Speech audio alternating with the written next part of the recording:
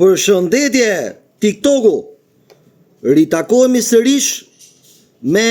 këtë verën e bukur që po na vjen edhe të nxehtë gjithashtu. Pra, tani normalisht duhet filloj dhe kontrolli i përgjithshëm periodik i motorave në shumë aspekte, duke filluar nga pjesa e gomave, ndrimi i vajit të motorit, vajin specifik përkatës për çdo lloj motori, dhe duhet keni parasysh që tani me rritjen e temperaturave, motorat duhet kontrollohen çdo 10, çdo 15 ditë nëse djegin vaj apo jo. Duhet keni kujdes që motorit tuaj t'i hidhni vajin përkatës, vajin që është e nevojshme t'ia hidhni. Për më tepër për motorat Honda, rekomandoj që të përdorni vetëm vajin e Hondës, sepse vetëm ky është vaji më i mirë për gjithë serinë e motorave Honda, duke filluar nga XADV, Forza, Integra, NC, NCX, NCS. Dhe gjithashtu dhe Honda Sh300, modelet nga viti 2007 kërkojnë gjithashtu vajin Honda 10-30.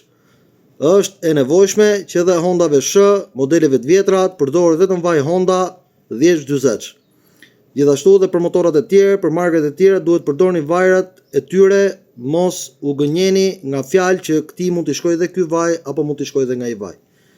Mos harroni që motorave me zinxhir, serive siç i lart përmenda, Honda NC, NCX, ADV e tjerë,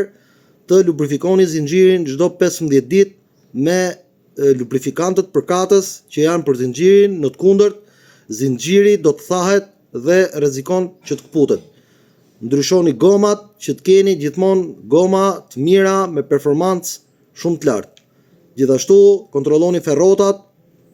që të keni frenim të sigurt, sepse frenimi i sigurt vjen vetëm një herë dhe në atë moment mund të bëhet e papritura. Ndaj që duhet kuptoni që me ardhin e verës, edhe pse adrenalina është shumë e lartë me përdorimin e motorave, duhet kuptoni që pjesa e gomave, e frenave janë shumë të rëndësishme, sepse gomat janë elementi kryesor të cilat lidhin motorin me tokën. Ndaj që duhet jeni shumë kujdesshëm. Duhet ju si shofera duhet kontrolloni nivelin e ujtit nëse është e mundur, ose të kontrolloni me zell temperaturën që është në kroskot. Nëse temperatura dhe ventilatori nuk i përgjigjen motorit, atëherë patjetër duhet vizitoni mekanikun tuaj për kontrolle të mëtejshme dhe më timtësishme. Duke qenë se vera po vjen dhe motorat po shtohen, duhet kuptoni që gjithmonë në prima lista, në listën e parë duhet jenë motorrat me emër, duhet jenë brendet kryesore, sepse në tregun shqiptar janë futur shumë lloj markash, nuk do t'i përmend me emra, por duhet kuptoni që brendet kryesore kanë fortësinë, kanë adrenalinën, kanë çdo gjë që ne na duhet që të jemi të sigurt në rrugë, të sigurt në frenim, të sigurt në stabilitetin e motorit në rrugë, duke qenë se nevoja për të përdorur motor tashmë në vitin 2025 është bërë shumë e madhe për shkak sepse ne nuk kemi ku të parkojmë, trafiku është shtuar e shumë faktorë tjerë që të kursejmë kohën, motori na bën që duhet të jetë primar tashmë,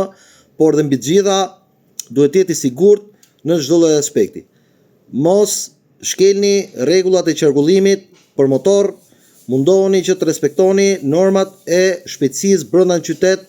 dhe jashtë tij, kjo është për të mirën tonë.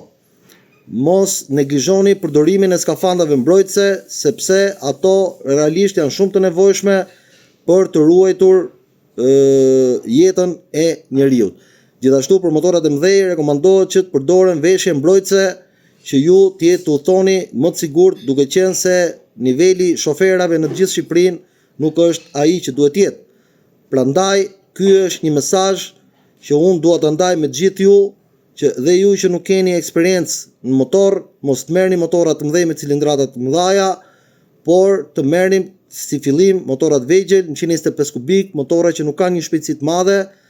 për t'i dhënë vetes një eksperiencë më të mirë dhe në të ardhmen mund të merrni motora me cilindrata më të mëdha, të cilat do ju shërbejnë juve